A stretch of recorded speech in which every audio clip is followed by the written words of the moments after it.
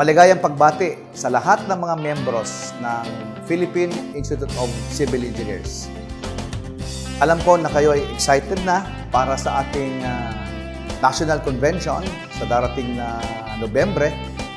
And siyempre, kayo rin nangangamba.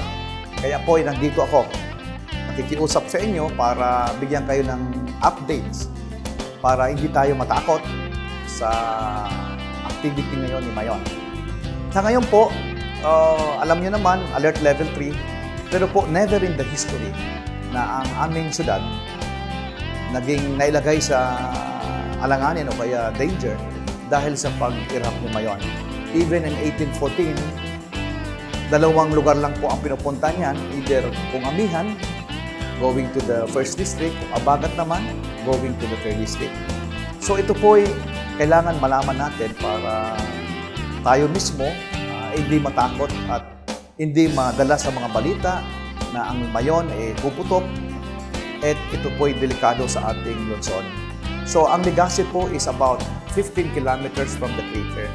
Ang danger zone po is only 6 kilometers. Kaya nga sabi ng aming gobernador, safe na safe for convention ang ating lungsod.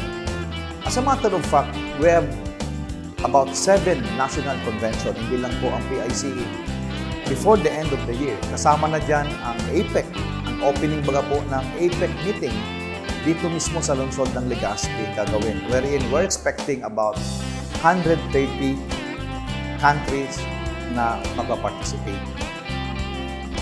So, bilang paghahanda, continue po, tuloy ang aming coordination meeting with the local chapters, especially sa mga titirahan natin, sa mga activities natin, at siyempre, yung ating mga special tour packages para ma-ensure sa inyo na maganda at may matutunan kayo sa aming lungsod. So, I hope that all of us were already informed properly by this message of mine.